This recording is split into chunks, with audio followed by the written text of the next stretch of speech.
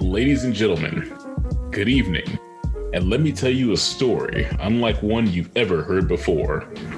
With great podcasters comes great podcastability.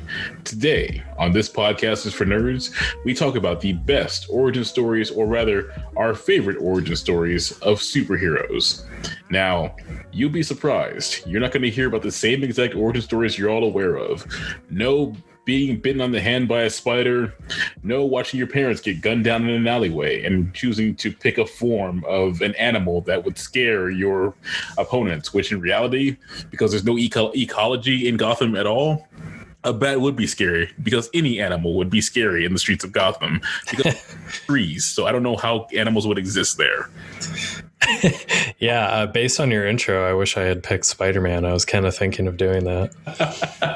I think there's been so many movies about these heroes, though, that no one wants to hear another. Like, that's one thing I've always kept away from wanting to watch another Spider-Man movie is we know Uncle Ben dies. We know with great power comes great responsibility. And it'd be different if these movies were spread out every 10 years. But I swear, for a little while, there's like a new reboot of Spider-Man every 2 to 3 years where we had the same death scene with different actors. And then I just didn't understand why this kept happening. Yeah, so Sony owns the copyright to Spider-Man, not Marvel. Oh, and so they kept making the movies so that they could retain their copyright of it, which is hilarious. But yeah, he's one where I'm like, if I never see another Spider-Man origin story again, it'll be too soon. And luckily the new Spider-Man didn't do that, really. And I feel the same way about Batman, actually. I agree. Yeah, it's been done so many times. Yeah, I realistically, it's been done so many times. There's so many movies. There's so many games. We get it. Yeah. Welcome to This Podcast is for Nerds, everyone. Did we do that? Did you say that? I am pretty sure it was somewhere in the intro, but I didn't say it specifically. So, okay. Oh, just double checking. So yeah, what do you look for in a good origin story, Zach? I look for some depth. Like if you have an origin story that is just, I mean, I get it. Hardship and trauma come out of different pathways. It happens in people's lives. I can't knock on that, but we're not talking about real life right now. We're talking about the comic book world. So I hate any story that's like, oh, someone fell in radioactive waste and now they have the power to fucking shoot rockets out of their ass. I don't know. Like it's so it's supposed to be Teenage Mutant Ninja Turtles. I actually didn't even think about that way. I just thought of like, I think that was how the original Red Flash, or the Flash was like that. The Joker technically fell into a vat of chemicals. Oh yeah, that's what makes his like skin so white, right? Yeah, it's like bleached. He has a couple of different like weird ones where like it decides on whether or not it was the actual origin story. Plus, because people keep thinking he lies because he's never really told one, so the writers kind of play with that. The most common one, I believe, is he fell into a vat after he was the criminal known as the Red Hood, and Batman knocked him to a vat and turned him into the crazed madman he is now. But we're not here to talk about the Joker. But I think I look for some depth, I feel like something different. I mean, we always hear about accidents, stuff exploding, chemicals, and you get these superpowers. I just want something a little just original. I mean, yeah, for sure. How about you? I want someone I can relate to. Kind of the reason I was considering Spider-Man. To me, he's one of the most relatable Marvel superheroes, I think, because he's just like an average kid, and we've all struggled with girlfriend issues, high school, juggling a bunch of different things. So yeah, I look for something I can kind of understand, even in an anti-hero, which we'll definitely cover today. I just want to be able to kind of understand, one, their motivations, and two, what kind of keeps them going through all this. Like we're not just talking about superheroes today. actually none of mine are actual superheroes. They're just like the heroes of the story. Like they don't have like superpowered abilities. But yeah, I just want someone I can kind of understand. And the same goes for villains. I will say one of my favorite villains that we've ever had in a superhero movie is Killmonger from Black Panther. Mostly just because I totally understand where he's coming from, and I don't think he's 100% wrong in his desires. Probably the way he goes about it is is not right, but I kind of get where he's coming from. That's how I feel about Thanos. Oh yeah, Thanos did nothing wrong. Are you part of that subreddit? No, I didn't know there was a subreddit. No. Yeah, it's a great one. It's basically just, he's not a bad guy. I mean, there's always that one phrase that I've heard. I think it was in the movie The Kingdom. No, it wasn't The Kingdom. Actually, it was James Bond, Die Another Day, where one of James's whatever you call people that are not really your friends, acquaintances, he says something that I've always thought about over years. One man's terrorist is another man's freedom fighter. And I was like, man, that sucks. Yeah. So accurate, though. So I think there's no one on my list who's actually a straight up, they're the hero-ish of the story, but they're definitely like, definitely more the anti-hero side. Yeah, I have one that's pretty much straight up hero, but the other one is absolutely not. So let's get into it. The first one you're bringing to the table is Red Hood. Epic foreshadowing, mentioning the Joker. Yeah. There's been a couple different Red Hoods. I'm speaking of the Jason Todd Red Hood. For those of you who are unaware of who Jason Todd is, he was one of the Robins for quite some time. And because of this, he has two different backstories. And the reason he has two different backstories is because he started off as a Robin, but because he wasn't the boy wonder type of Robin, or he wasn't like the, oh, g'day, chap, 1960s, oh, jolly gee willikers, Batman, what are we going to do kind of Robin. He was more of the, I'm going to beat the living shit out of you type of Robin. Fans didn't care for that. So, yeah, apparently he was not well received. He was not. So, circling back to episode 3, talking about fan interactions and how they can shape a story, they decided to kill him the hell off. And that's what they did. And that was in the storyline Death in the Family, where basically, I don't know if how he died was influenced by the fans, but it definitely seems like it was. Joker basically kidnaps Jason Todd and beats the hell out of him with a crowbar. It's actually the premise for the movie Red Hood that was put out in 2015 or 16 when the movie came out. I actually did not check. So I'll look it up right now while you're talking. Yeah, if I was listening, I definitely just chose not to look it up ahead of time. So, but it's a great movie. It's a great animated movie. We've talked about it a couple of different times, I believe, in the podcast. Yeah, 2010. Oh, wow. I'm way off. That's funny because I remember watching it during a cruise, and that makes sense because it was 2011, I think, when I watched it. Okay. But yeah, they beat the hell out of him with a crowbar, and he's left for dead before the building blows up and kills him. And through the magic of, someone deciding to take Batman at another angle and make things more edgy and new writers getting hands on properties, they decided to resurrect him via the Lazarus Pits from Ra's al Ghul. Oh, nice. That's where Batman in Dark Knight Rises has his back broken and he tries to get out, right? Isn't that Ra's al Ghul? Or he was the one that trains him? Trains him. Okay. Yeah, he trains him. That's when. So yeah, Ra's was one of his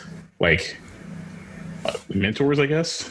But then they differentiated. They split off because of the darn it. Ra's was he's the leader of the Assassin's Guild, and Batman's I won't kill people. And Ra's ha, that's cute, whatever. So she was an on again, off again, villain / companion to Batman. Also father-in-law / baby daddy-in-law, I guess. I'm not really sure how that kind of shakes out, depending on your universal timeline and which storyline you're following, whether or not not Jason Todd, not Tim Drake either. Darn it, what's his name? Damian Wayne exists. So anyway, sorry, getting distracted. No, you're good. Keep this going. I just found a fan film of the Red Hood, so we'll pull that up. Nice. I like the Red Hood because he walks that very thin line of he believes in what Batman has decided to do as far as like cleaning up Gotham, but he decides that he doesn't want to play this cat and mouse game where innocents get in the way. And so he's definitely a vigilante, but he also has like compassion at the same time too. He just doesn't have it for criminals. And for those who have played the more recent Gods Among Us games, Red Hood doesn't. I think actually Red Hood does appear at some point, but he's like a DLC character. But his mindset was more displayed in the alternate future with a dickhead Superman and Damian Wayne, basically kind of filling in for how Jason Todd or Red Hood is. So I feel Red Hood kind of falls by the wayside now just because you have that version of Damian Wayne, because Damian Wayne is basically Batman's kid, but he was raised by the Assassins, and Talia al Ghul is his mom. So you have that aspect of, his mindset is very much, wow. Crazy. For those of you on YouTube, I did not know this existed. It already looks better than Batman Forever. Yeah, this came out in 2015. It's called Red Hood: The Fallen. Wow.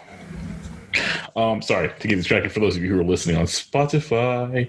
I just really enjoyed, I like fourth wall breaks, and this is one where the fans decided to get involved and hate this guy, kill him off, and then bring him back. And I just like the character and how he stands for things. Like, if you haven't watched the animated Red Hood movie, I suggest everyone go do that. It's a great ride.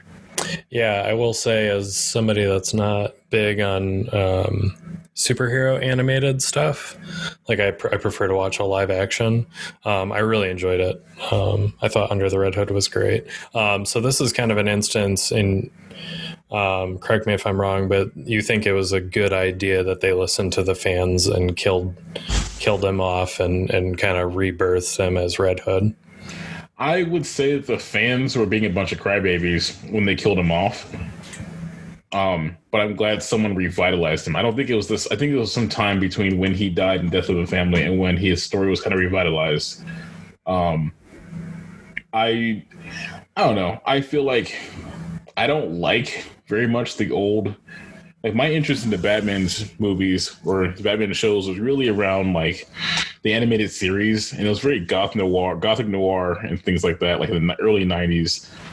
So for the fans who were like crying that like Boy Wonder wasn't wondrous enough, like I don't know. I think they just need to suck it up a little bit. Like, so he's a little rough around the edges. Like, okay, you live your life in poverty and explain how you're supposed to be like a great mood all the time, and you're wearing tights running around a city of like criminals, people are trying to kill you. Like, yeah, I prefer that in a superhero. I don't want them to be perfect. Like, that's always been my issue with Superman, is I feel like he's so pure that it's just like, and I get it, he's an alien. But like for me, I want to be able to relate to him on some level, and being so positive is kind of a turnoff for me. I agree. And I think like that's Superman. I mean, we talked about Superman, a little while ago, like 2 podcast episodes ago. His origin story starts off pretty strong. I think Golden Age Superman is probably the best version of that character. Unfortunately, Golden Age Superman learned how to sleep, take a nap in the sun, and basically become a god, and so no one could stop him.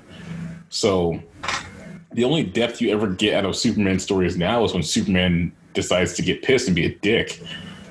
And that's not him being a hero, it's him definitely being a villain.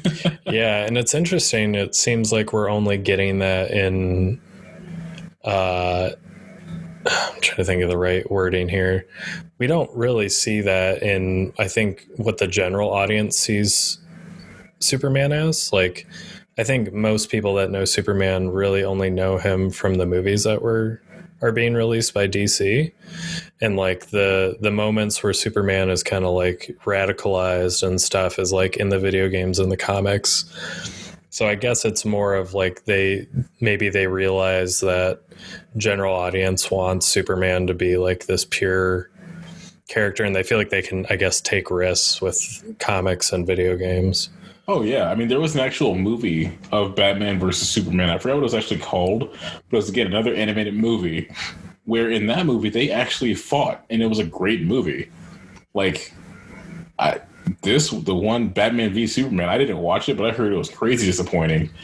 And the best thing that came out of it was the Jimmy Kimmel skit when they had everybody in it. And even Will Arnett showed up as animated Batman or a Lego Batman, which was hilarious. Yeah, I wasn't crazy about the Batman v Superman movie. I think the best part we got out of it was Wonder Woman. But I'm a big Wonder Woman fan. Question. Yeah. What version of her storyline do you like the most? Because I don't, I guess I should say I'm not, I don't really read comics, so I don't know her storyline. I meant, I enjoy what DC is doing with her right now. Gotcha. Okay. Yeah. I honestly don't know much about her outside of what the DC movies have showed me, because to my knowledge, this is like the first time we've gotten proper Wonder Woman movies other than like the TV show way back in the day, right? To my knowledge, yes. Okay. So if I can tell you from what I've seen, I do like the version of her story that they're using. Okay, the being on the island or whatever. Well, I mean, because she is a lot, she doesn't age as quickly at all. And so there was and they played with it, but there's times where she'll be like, or I said, okay, sorry. My favorite version is during the Justice League animated series where her and Batman are a thing. That's my favorite because she doesn't like bow to Superman when he's being an a-hole, and she doesn't like deal with Batman's grumpiness by just like being like swooning over him. She's just like in your face and like serious and tough. And I think that's awesome. I don't like whenever Superman gets radicalized, she automatically just softens up and becomes like his arm candy. Like that sucks. And my other favorite version of her is when they actually show her going through time, and she actually ends up helping out during World War II and like staying with the guy she meets in that. I think they kind of touched on that in the movie, actually. Yeah, that's the premise of the first movie. Okay. Yeah, and I'm excited for the new one, 1984. It looks cool. Yeah, I never expected Kristen Wiig to be an interesting villain, but it looks like she is. She's playing Cheetah, which is definitely some depth because Cheetah wasn't. I mean, there's not much you can really do. Yeah, it doesn't seem like they're going full on comic book with it. Like the trailer I've seen, she's just like dressed in like regular garb. I didn't see any like crazy skin tight suit, but maybe they're saving that for when the movie actually comes out. Could be. Yeah. But yeah, that's my thoughts on the Red Hood. That got a little distracted with everything, but yeah, well, we're known for that. We are, and and the Red Hood doesn't take anybody's shit. It's fantastic. Yeah, I respect it. I respect it. Okay, so once my computer wants to load, you hear that? Haha. Okay. So yeah, my first origin story I want to talk about is from an anime known as Fullmetal Alchemist Brotherhood. So for those that haven't seen it, it was a manga that actually had 2 anime adaptations, and kind of ran into the issue we're seeing with Attack on Titan, where the anime was starting to catch up to the manga. And, Attack on Titan had like a 5-year break between season 1 and 2, I think so. Yeah. So the first edition of Fullmetal Alchemist had that issue, and they didn't really follow the way the manga goes. So I think if you ask anyone like which version to watch, they recommend Brotherhood because it came out later, and it follows the manga much more closely. Did you watch this anime, Zach? I feel like we've talked about it, but I don't know for sure. I watched Brotherhood because I was one of the people who got caught up in the first one and was very confused and didn't care for it. Okay. That's around the time when I really started reading. I started off reading manga before I started watching anime, really.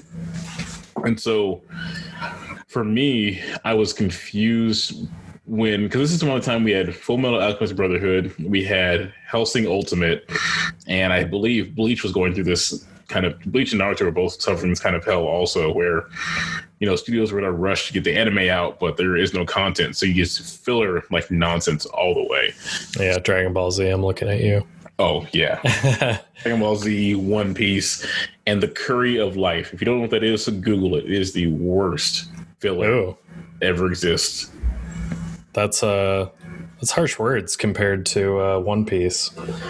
Yeah. I mean, well, no one can beat Bleach. I'm sorry. Because Bleach didn't even have a good resolution. Yeah, it's one I never actually finished. I started and did not finish it. We'll tell you, you're better off just finishing the manga. Don't even watch it. Oh, okay. It should be what happens in the manga and the anime. The anime stops way sooner than the manga does, so you really don't even get a finish to the anime. Oh, geez.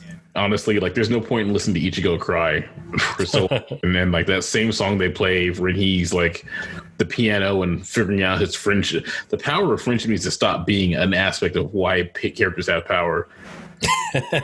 Yeah, I agree. And this show does a pretty good job of that. So yeah, Fullmetal Alchemist.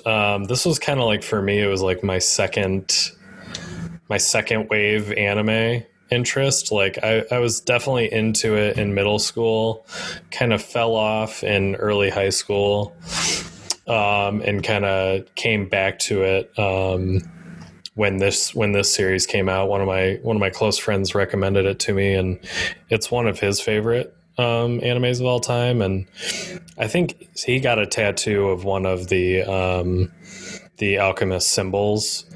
And I had asked him what it was from, and he told me it was this anime, so I watched it. And so this is a big one for me. I'm a big fan of this series. So it basically follows Edward and Alphonse Elric. I don't know how I got that.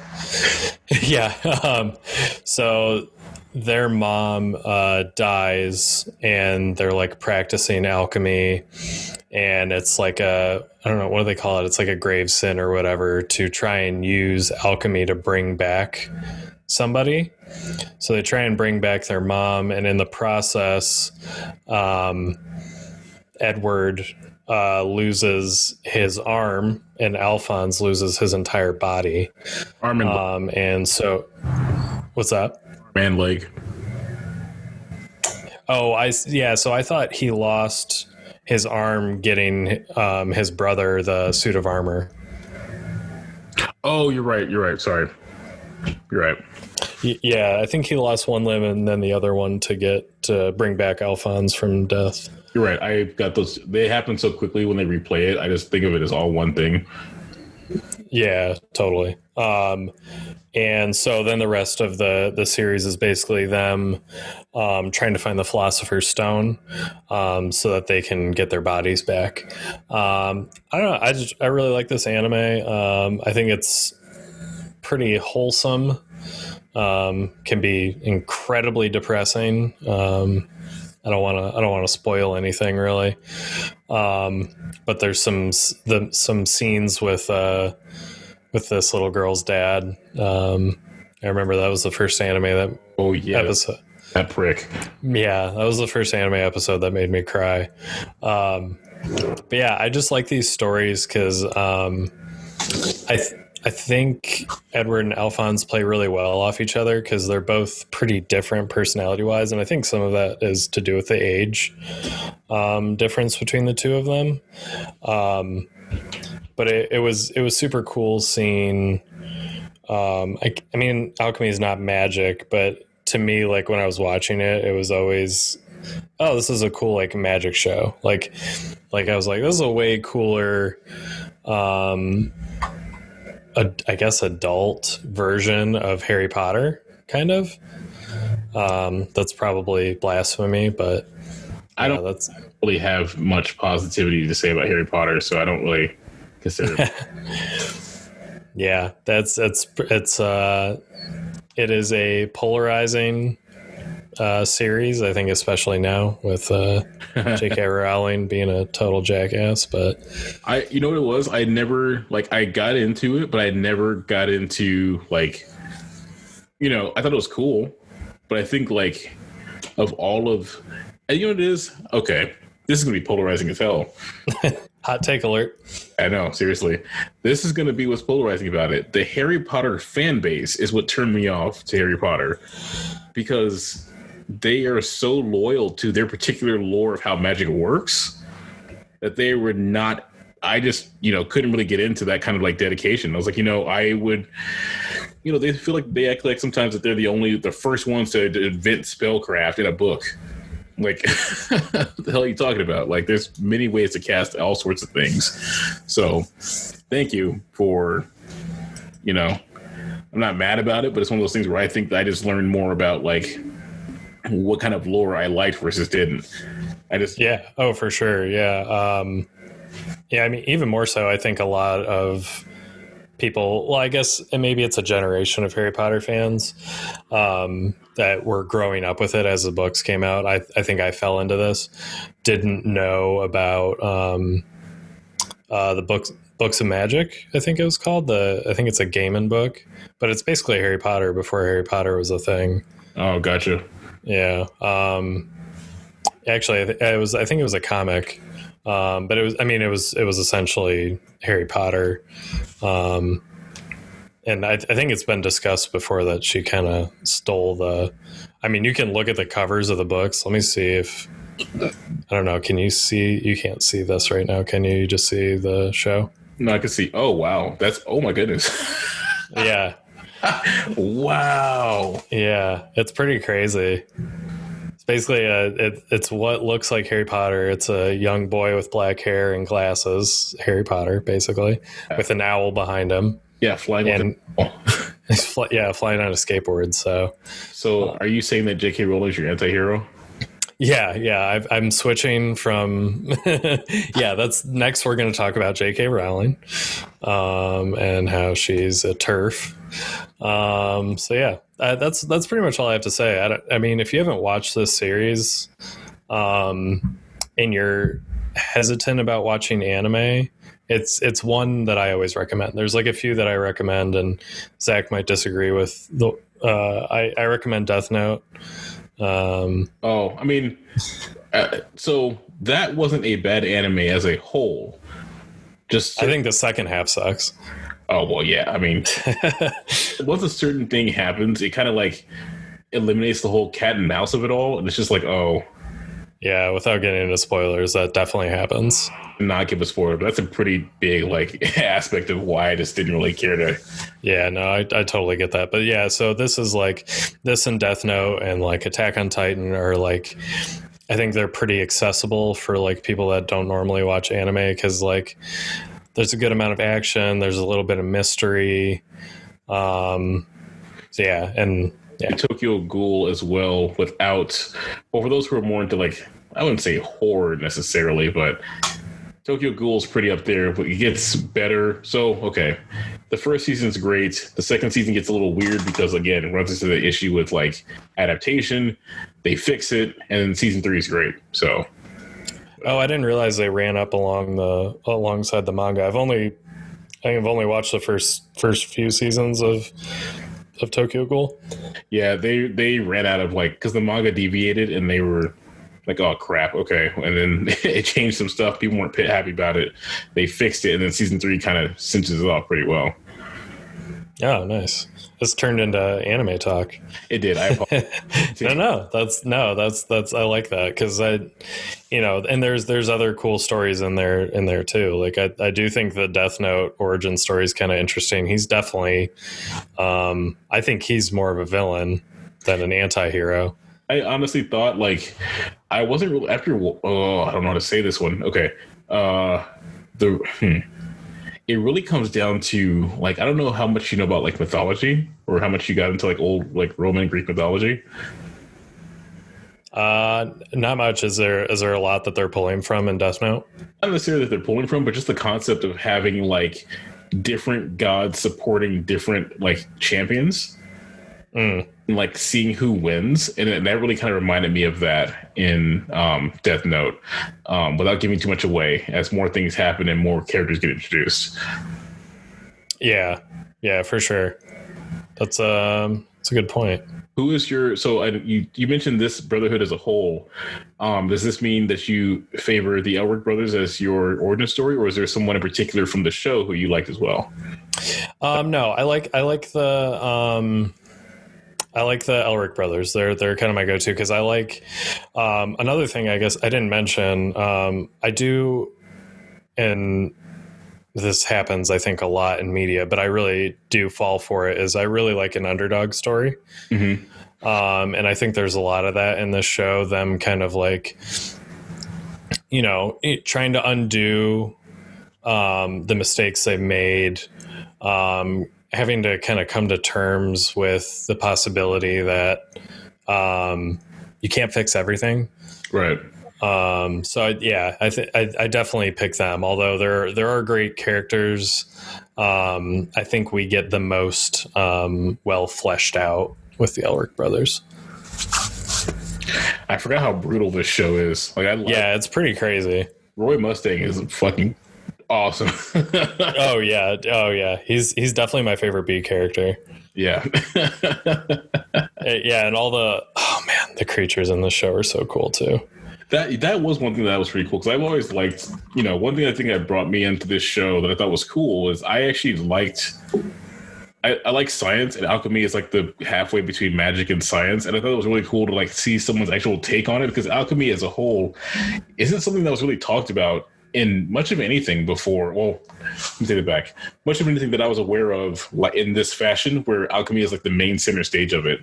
Like you had different characters across like different comics and games and books where like they were an alchemist or they did things with alchemy, but it really was more chemistry and like stone magicianry than it was like actual alchemy. Yeah, and it definitely wasn't the focus. Yeah, I thought this was awesome because of that too. Like it really brings in like the old world like science and how like people thought and like bring it to a modern-ish time. I wouldn't say modern because I don't think they really got past like technologically. Like this was still like what Stone Coal or it's not Stone Coal.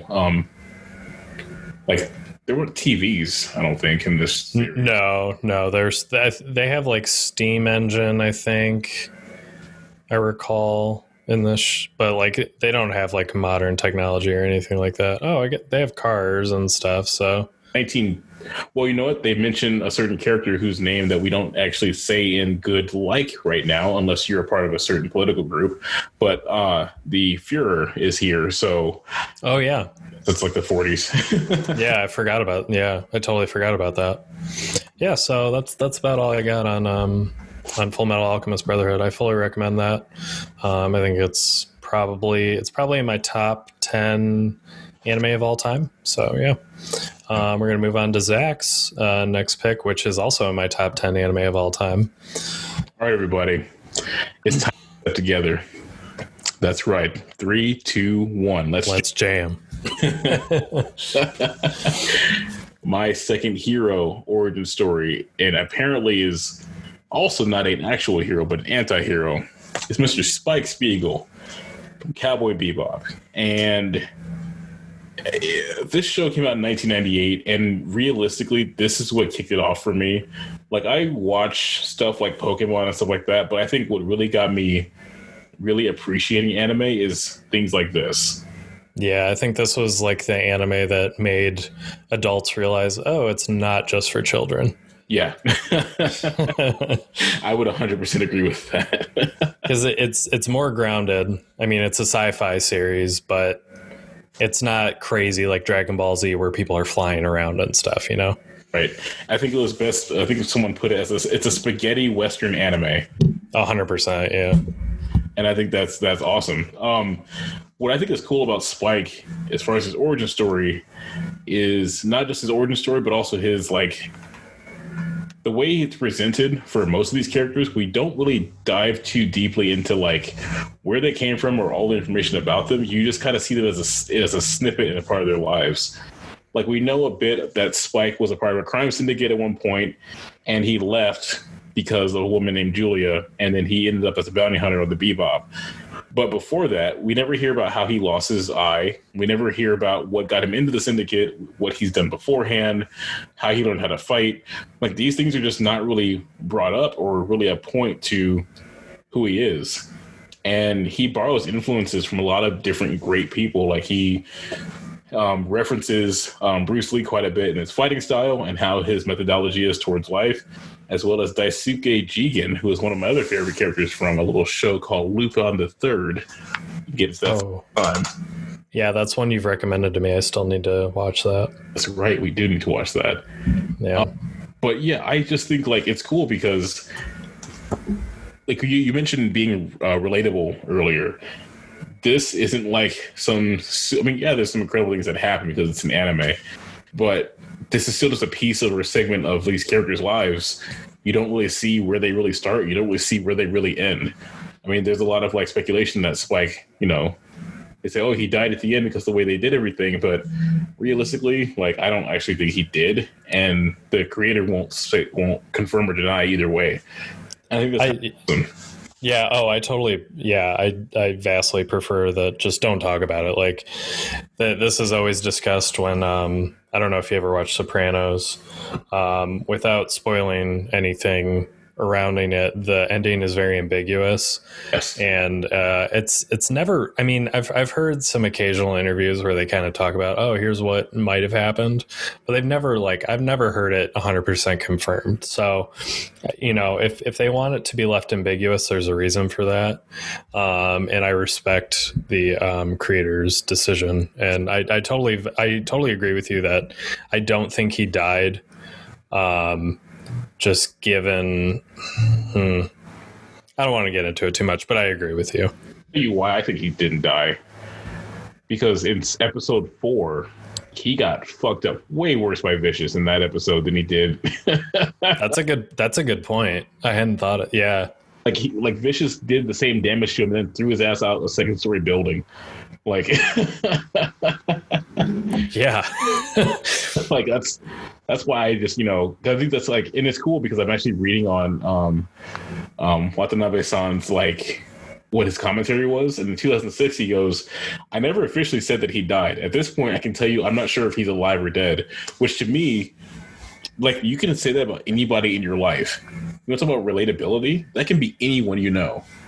Anyone you know at any given point in time could be alive or dead. And that just kind of makes the character just there. And then again in 2013, he said, I think people watching the ending think that Spike is asleep are probably right, just sleeping. And then this commentary here says, either way, at the end of the Cowboy Bebop, it's finished with Spike laying on the floor. So it's still open. It doesn't matter, really. And I just like how this show kind of says, hey, we're here. These are the stories of the adventures of these people together. And then you move on. That's just life. Yeah. You don't need closure for everything. Yeah. And one thing I really like about Spike, maybe not in the he's relatable department, is like the level of confidence he has. This is like, it's a big thing in anime, is like the protagonist is just incredibly confident in their knowledge and in their abilities. And he definitely has that vibe about him. He's got this like this confident attitude to him, which I really appreciate, and I like to see that in heroes too, even though I don't always feel that way. Obviously, he's kind of got this like never-ending kind of optimism and confidence. I think that also like plays onto the whole like, cowboy-esque spaghetti western style of things too, where you don't necessarily want to show a lack of confidence because that could be one extra bullet you take. Yeah, 100%. That's a good point. Yeah, no half measures. Yeah, like I think it's cool to see, like, unlike a character like Naruto, who's always spouting off about the power of friendship and how confident he is. Bullshit. Spike, I feel like, is just hardened by his experiences. I mean, he faked his death and ran from a syndicate, and he spent the rest of his time chasing after bounty heads. He has to be sharp. Like, there isn't, like, his life is literally on the line no matter what he does. Yeah, his crew too. Yeah. So, like, he doesn't have like the time to really doubt. And you do see those times where he's a little doubtful, like when he has to fight that one kid who's stuck in time, so he's like a couple hundred years old, and like he's not sure what's going to happen. But like that's what makes life interesting to him, so he does it. Yeah, that's a good point. How do you feel about Netflix doing the live action show? They're going to destroy it like they do everything else. If they were just doing a movie, I'd probably 100% agree with you. But given that it's a series, I think they do a pretty good job at shows. Netflix, I will say, though, if you decide to bring on a live version of this podcast, then I will have a more favorable answer for my rating of your... Who do you want to portray you in the This Podcast is for Nerds Netflix series? Ourselves. Oh, okay. No, I have a better idea. You portray me and I'll portray you. Oh, I like it. Yeah, see if they ever figure it out. It'll be pretty difficult. Yeah, well, John Cho is playing Spike, so I'm kind of excited about the prospect of that. See, I always thought if I had to pick like my American cast, it'd be Keanu Reeves. Ooh. As Spike Spiegel. Yeah. Because he could definitely pull that off. And that's like always been my thing. I'm like, yeah, he could do that. Like that's just Neo in a in a blue blazer. I think Keanu Reeves actually really likes Cowboy Bebop now I think about it. I feel like I've heard that before. Because I know that, I know there's a couple people who like, it's funny how like anime has come around full circle to like, again, this podcast talks about that, but anime being cool. Like when you find out that people like Samuel L. Jackson love anime, then everyone's like, oh, well, I can watch anime. I'm like, oh yeah, I bet you can. Good for you. You're a little bit late, but whatever. We take everybody. Yeah, I'll take it where I can get it. We'll mostly accept most people. Yeah. I don't know if you ever watched the Marvel's Luke Cage, but Bushmaster from that is going to be playing Jet Black, and he's a really good actor. I can look at it real quick. This is him right here. Oh yeah, I can see that. Yeah, I think that'll be good. He's pretty jacked, but I don't mind. I mean, Spike is kind of lanky though. Not sure where you're going with that. I was go low, and I started whispering a little bit, and you just kind of like, hey, baby, it's party time. Who's cast for Faye and Ed? Let me look at I was just reading an article about who they were casting. Sorry, who'd you ask for? Faye and Ed. Faye is Daniela Pineda. Let me look her up. She doesn't sound familiar. Oh, she's from Jurassic World, it looks like. Okay. I mean, I could see it. There's a picture of a short. Yeah, I can see that. Yeah, it kind of makes sense. And then let me see. They did announce one other person in the casting, so it's good. It's always, you know what? Let's just put this out there too. It's always good to see John Cho. Oh, he's one of my favorite. Just finished New Girl, and I didn't realize he appears in a couple episodes, and I was like so stoked to see him. Yeah, New Girl's great. He's really good in that. Did you see Searching? No, I didn't. It's probably 3 years old. There was like, and it's still a thing, especially with COVID. There's like this new kind of genre of film where it all takes place on a computer. And they've been doing it with like horror movies a lot. This is more of a thriller. But John Cho plays this dad who. Okay, sorry. Go ahead. I've seen the trailer for this. Oh, okay. Yeah. So his daughter goes missing, and the whole movie is like takes place on, cell phones, on security cameras, on laptops. And it's actually like, of all the ones I've seen, and I've mostly just seen Unfriended, it's a really great take on that genre. And it's actually a fantastic movie. Right on. Yeah, no, that sounds, I remember seeing the preview for it. You said 3 years. It must have been a couple years ago. Yeah, maybe it was a couple years ago. I remember seeing it in theaters and being pretty impressed. Nice. Yeah, John Cho definitely. I can't wait to see how to do his hair, because he definitely has the potential for his hair to go wild like Spike. Yeah, he has a good head of hair, so I feel like they can get that like crazy like Spike up front, get it all styled looking like him. So what I laughed. Sorry, go ahead. No, go ahead. What I laughed about initially, and what I also wasn't really sure how I felt about Shampoo, was that Spike and Mugen basically have the same hair. Oh, that's true. Yeah. Oh man, I wonder how like anime they'll get with the series, or if they're gonna like kind of make it a little more accessible to the general audience. I feel like with Cowboy Bebop, you don't have to be super. There isn't like a bunch of like super anime things that That's true. It's not very like tropey. Yeah, you could definitely make this like a True Detective and make that.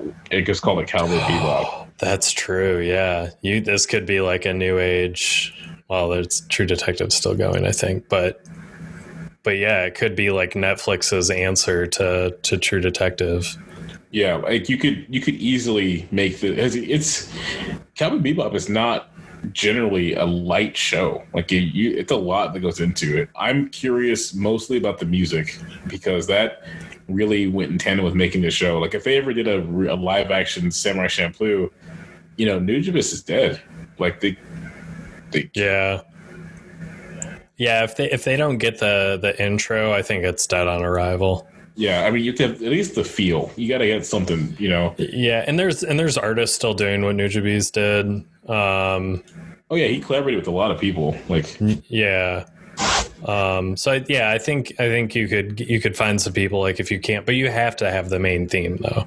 Yeah, and actually, it's funny because the Seatbelts actually did a COVID concert where they played a lot of the Cowboy Bebop themes. Dude, I've actually been really digging the COVID concerts. Me too.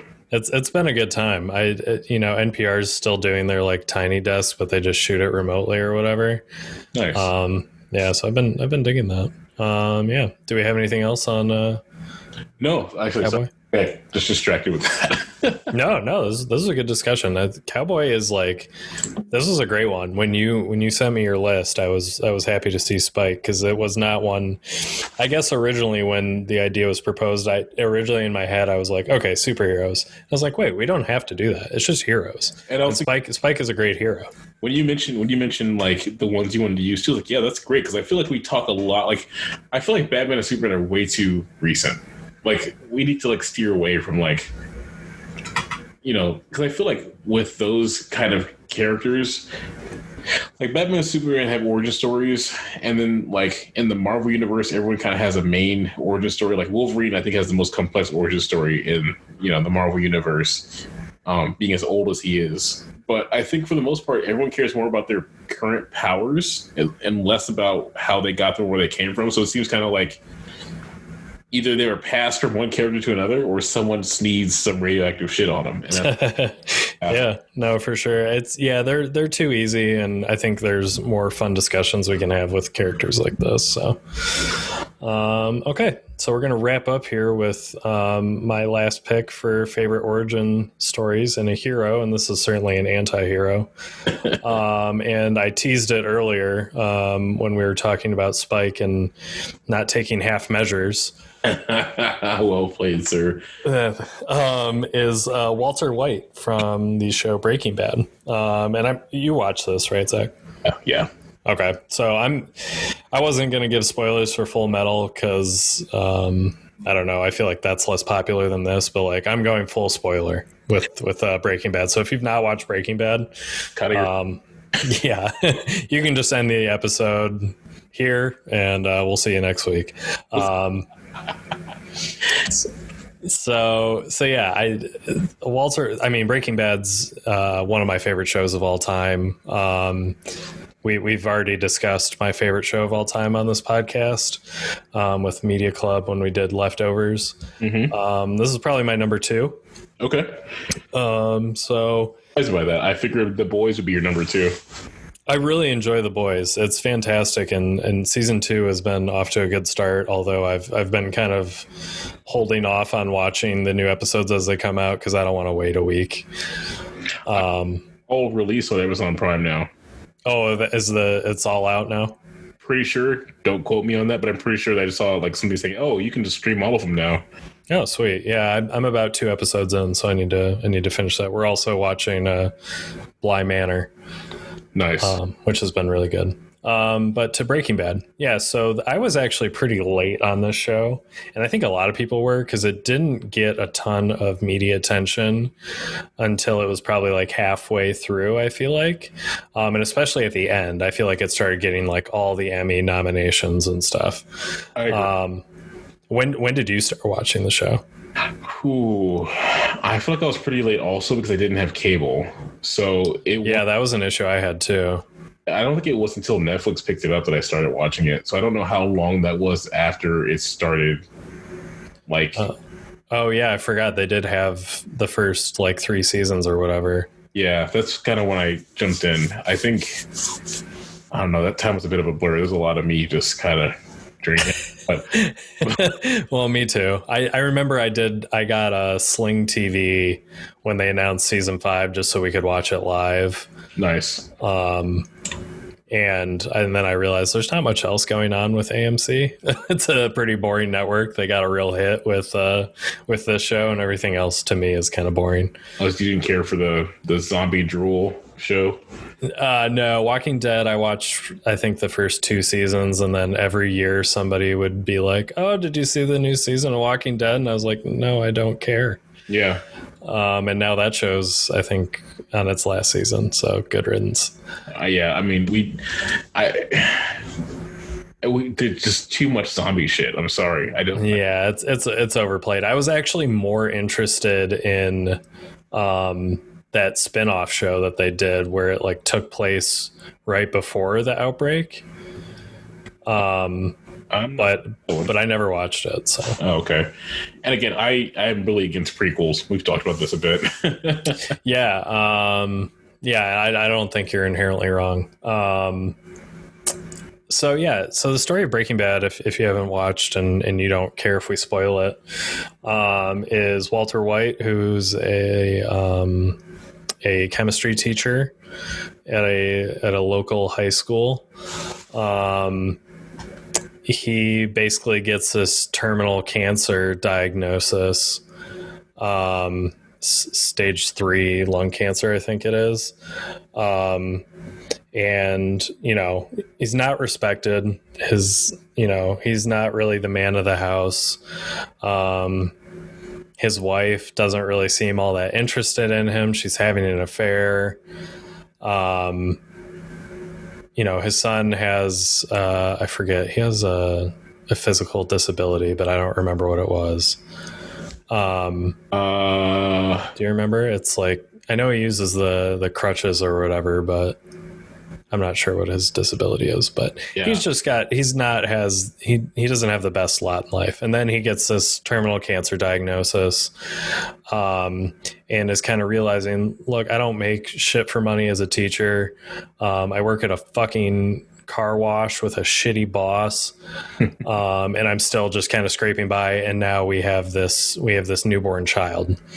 That's right.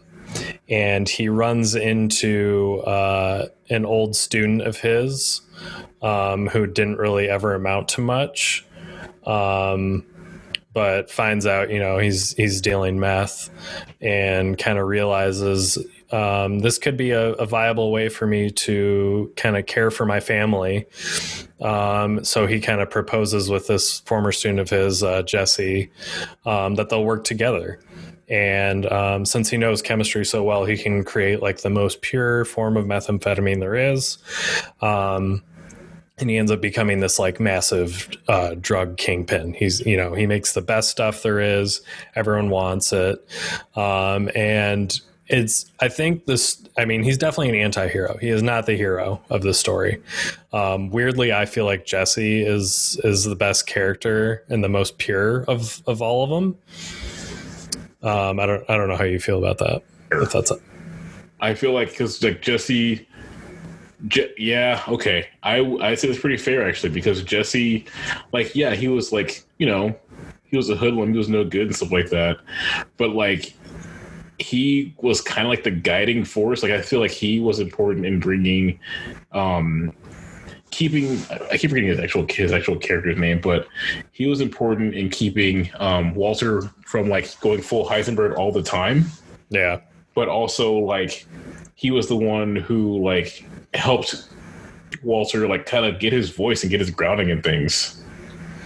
Yeah, I mean there is some good coming out of Walt being Heisenberg. Is like he finally he gets that voice. He has this like level of confidence, but he really becomes kind of a monster. And I feel like Jesse makes a 180 in his life. He really like tries to turn his life around, but all the fuck ups that Walt has throughout the series really impact Jesse in a major way. But yeah, I just think he's such an interesting character, and I think the ending was so perfect. So at a certain point, Heisenberg is making all these terrible deals. He gets Jesse imprisoned by this rival meth group. They're like white supremacists or whatever. It's what every good meth story needs. Yeah, every good story has a white supremacist that gets shot up by a machine gun in the trunk of a car. An El Camino.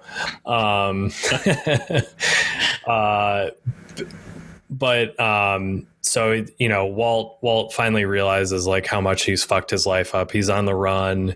He can't see his children anymore, so he tries to kind of turn things around, and he gets Jesse free and ends up getting shot and dies. Did you see the movie El Camino? No, I did not actually. Okay, so without spoiling anything, it takes place after Jesse escapes the white supremacist compound and just kind of follows him as he tries to stay hidden, because all the there's still FBI is still looking for he's wanted as well for his connection to Heisenberg. I don't think the movie's that good, but they were connected actually. Yeah, they are. So Jesse is the main character throughout the film. Oh, I always made jokes because Jesse was in the Fast and Furious after. yeah, he was, and that was not a good movie. Well, no, there is not a single that I'm aware of game adaptation movie that was good ever for any reason. That's fair. I think our best one so far is Sonic. Apparently, I haven't seen it actually. The best Sonic picture I've seen is when they grabbed Nicolas Cage's face onto Sonic the Hedgehog's body. Oh my god, that's amazing. So I don't know. I don't have much else. What are your thoughts on Heisenberg, on Walt? I will say that this is Weeds done properly. I don't know if you ever saw Weeds at all. Yeah, I liked Weeds, but I feel like it did lose its punch pretty early on. Yeah, and it's almost like, she wasn't believable as being like this wholesome mom after like episode 3, which starts banging that dude. Like, yeah, what the fuck? Nancy Botwin. Yeah, like I don't. And then after season 1, when they get that, I was like, wow, this is what's happening. And I think a lot of that probably was a lot of developmental hell, where it was like they need to keep the show edgy to keep people watching. And then it just got turned into like this weird drug. And it was, you know what it was? I know what it was for that show. That show didn't stand a chance, and I'm gonna tell you why. It's 3 letters. Do you know what they are? DEA. Well, it ends with an A, but SOA. Oh, did it come out around Sons of Anarchy time? I mean, hang on, let me double check. I think it did. That show didn't stand a chance because of Sons of Anarchy. Like, to be fair, not much of anything stood a chance when Sons of Anarchy was on. Yeah, that show was. I didn't get it, but it did very well. Yeah, it did come out around the same time. Had no chance. Yeah, it really didn't. Because that show exploded. Yeah, damn. Yeah, that's okay. Weeds, I can't blame you entirely. We were up against a bad time slot. Yeah, that's basically what happened. Yeah. Sorry. I think the way his character developed felt more natural to someone who was like started off with the best of intentions and really just started to slip more into like realistically letting the paranoia and madness get to them. Like it was more real. And honestly, it's just great to see Bryan Cranston as bad Malcolm in the Middle. I love the fan theories that it's the dad from Malcolm in the Middle turns into Walt. I just think that's a great theory. The only reason I can't agree with that theory is because at least when he was with, I can't remember her name, but in Malcolm in the Middle, they actually loved each other. And to see him go to that sucks. So yeah, that's true. All right. Well, I think that's all we have for Breaking Bad. Wait, what's our time? We're at an hour. That was fast. I know, man. I feel like I have a timer going while we do these, and we spent a lot of time on there. I mean, we picked some heavy hitters, so we could do a whole Breaking Bad discussion, but we'll save that for another time. We absolutely will. So next time on this podcast, it's for nerds, ladies and gentlemen, we'll be going through. Well, Calvin, how would you decide? Would you want to go through your favorite villain backstories, or would you like to go through your like least hated and most hated like hero origins, like the worst ones, the ones you're just like, come on, why is this a thing? Oh, that's an interesting idea. I kind of like the idea of doing villains, and then maybe we could, if the episodes get good response, maybe we double back and do the worst origin stories for villains and heroes. Alrighty. I'm trying to think about what my favorite villain origin story is, but we're working on that. Right now, we are going to be getting ready for our next Media Club episode, which is Calvin's pick, The Toast of London, which I am loving so much right now. I'm so glad. So what episode are you on right now? We just ended the one that's on the screen where they are running from the submarine. Oh, okay. So you're in the episode where he's recording those? Yes. Have a little more fun with it. Have a little more fun. I just launched nuclear Armageddon. I like where he's like, this is barking. And they're like, oh, let me re-record that. Like, no, it's fine. It's fine. And it's okay. It's fine. You're good. Or like when they around and pull them in for one recording, and then it's just like, oh, that's all I need? Yeah. I was 3 years. Yeah, no, you're good. You're great. It's just the one word. You can lose the script. Yes. Toast, this is Clem Fandango. Can you hear me? He's so great. I love their dynamic. We'll get into it next week, though. We will. But you don't want to why, ladies and gentlemen, because right now, Calvin is going to sing you an outro. Oh, I need to do... We're back to classic form. Thank you for watching and listening and viewing and enjoying and letting us roll down your ears like sweet, sweet honey. This podcast is for nerds.